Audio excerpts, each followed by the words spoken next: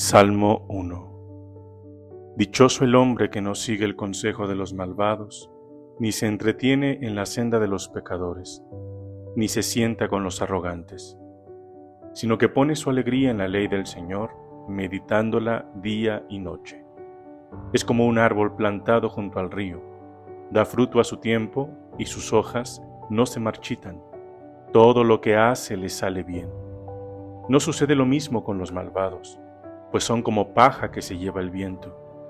No triunfarán en el juicio los malvados, ni los pecadores en la asamblea de los justos, porque el Señor protege el camino de los justos, pero el camino de los malvados lleva a la perdición.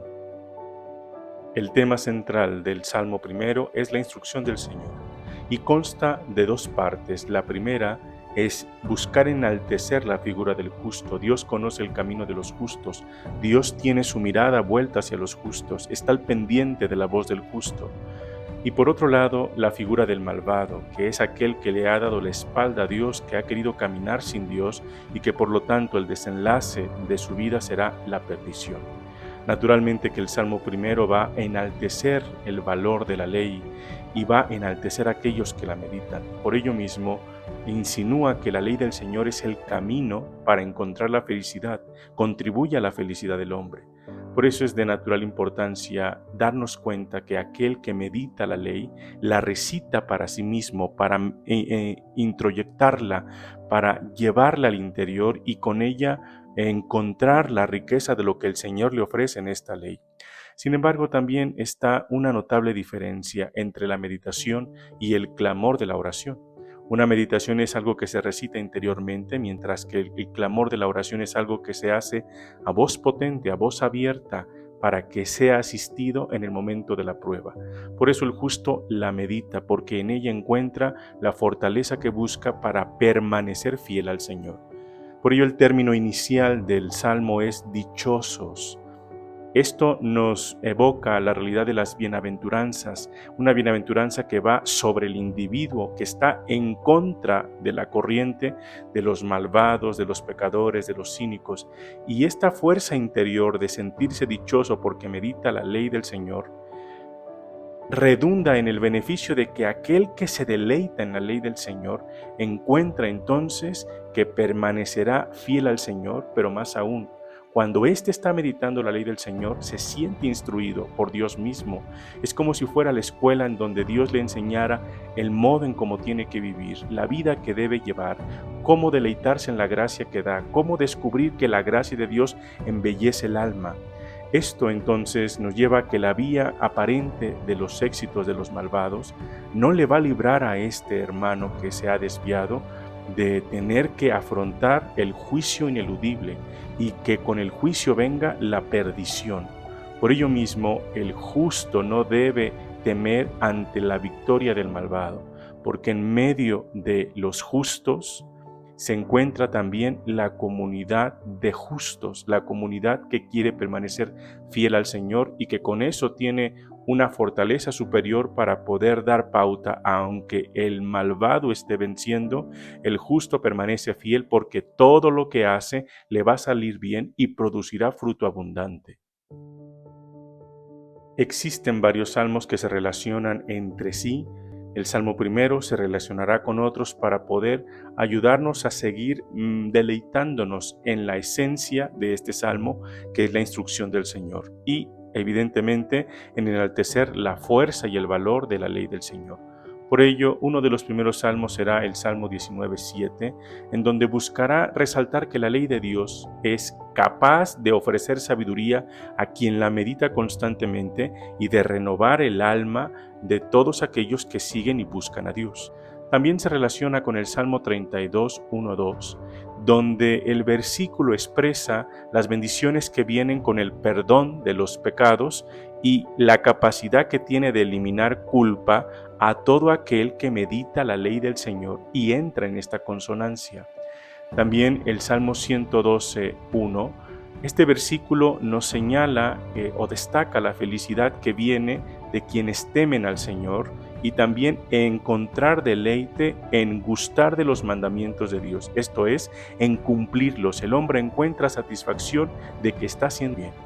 También encontramos una relación en Proverbios 3, 1, 12, en donde estos versículos van a destacar que según la ley, seguir la ley de Dios es garantía de tener una vida más larga y más pacífica, es decir, hay longevidad y el disfrute de la misma vida.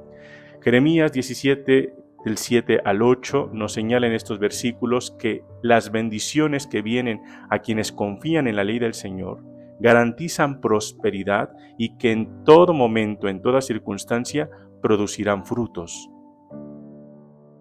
La praxis bíblica, la exhortación que nos lleva a este salmo, deberá ayudarnos a entender que en nuestra vida, todos los días, desde la hora que nos levantamos hasta la hora que vamos a dormir, estamos en una constante elección de elegir el bien o el mal.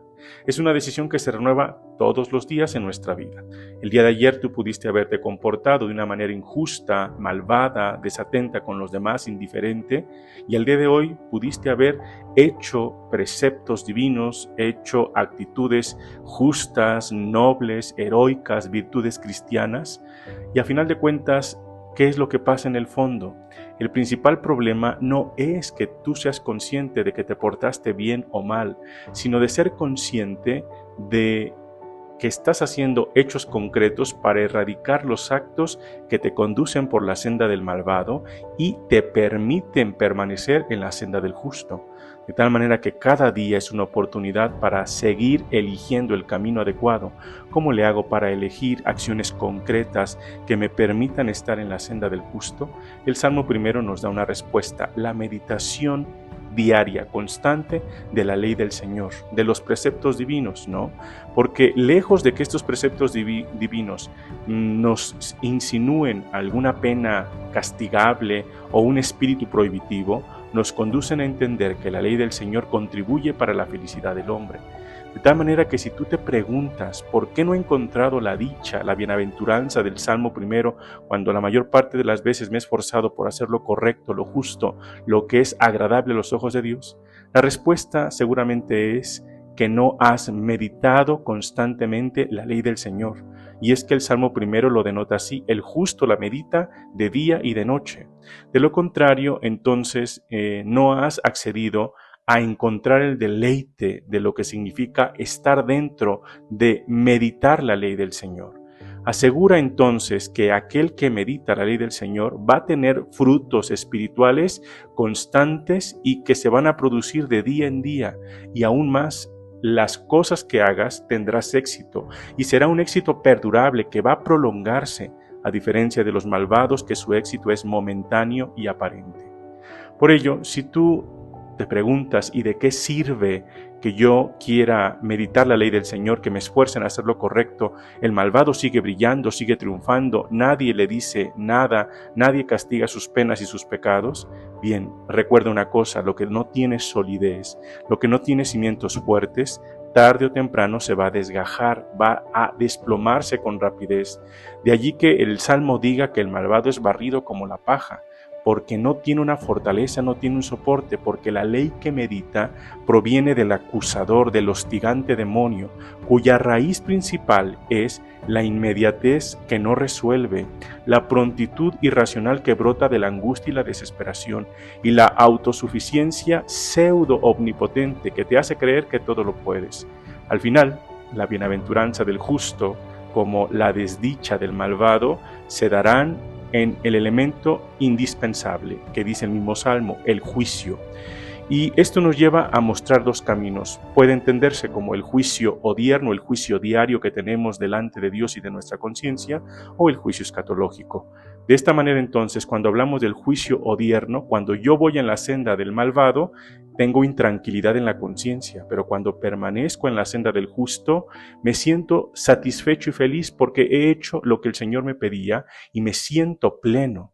En el juicio escatológico, el camino es el mismo. Si permanezco en la senda del malvado, la recompensa que recibiré será la perdición, pero en la senda del justo, la eterna bienaventuranza. Por ello, la invitación a meditar constantemente el Salmo primero debe conducirnos a entender que la base de nuestra senda del justo es la ley del Señor que se medita de día y de noche constantemente para saber qué hacer, cómo comportarme, cómo actuar, porque en ello yo permanezco fiel al Señor y formo parte de la comunidad de los justos. Oremos entonces también por aquellas personas que han optado por la senda de los malvados, que se han extraviado de Dios, porque ellos también necesitan volver a recuperar la meditación de la ley del Señor, pero necesitan de alguien que les enseñe. Esta es entonces la invitación que nos hace el Salmo primero, esperando que sea de mucho provecho para ti. Durante toda esta semana, de jueves a jueves, antes de irte a dormir, medita todos los días con este Salmo primero. Puedes hacerlo por la mañana, en la tarde, en la noche, medítalo, reza con él, ora con él, ¿no? Con el fin de que también vayas descubriendo lo que el Señor te quiere regalar. Espero haya sido de utilidad para ustedes. Dios les bendiga. Nos vemos en la próxima.